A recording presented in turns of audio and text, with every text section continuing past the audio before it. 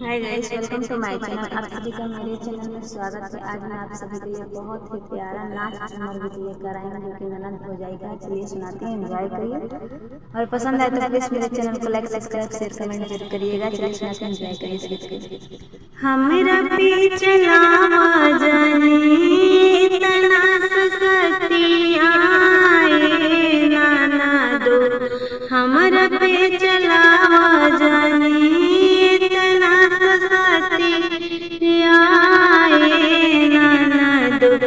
कहियो तो बनबू कन्हैया ननदो, कहियो तो बनबू कन्हैया ननदो। तोहर संगे होई जवन, तोहर संगे होई जवन, करबू हमर संगे आए ननदो। तोहर संगे होई जवन, करबू हमर संगे आए ननदो। त कहियो तो बनबू कन्हैया ननदो, त कहियो तू बनबू कन्हैया ननदो।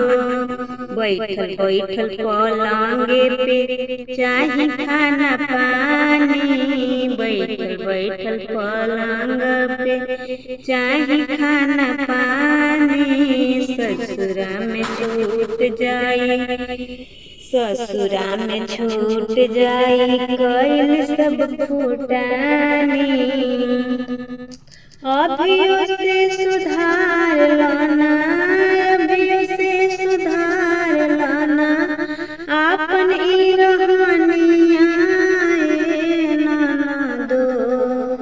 अभियो से सुधार लाना आपन ई रहनिया ननदो। त कहियो तो बनबू कन्हैया ननदो, त कहियो तो बनबू कन्हैया ननदो। झूठो साच बोली बोली लहरा लगावेलू, झूठो साच बोली बोली लहरा लगावेलू। घरवा के काम में ना हाथवा बटावेलू, घरवा के काम में ना हाथवा बटावेलू।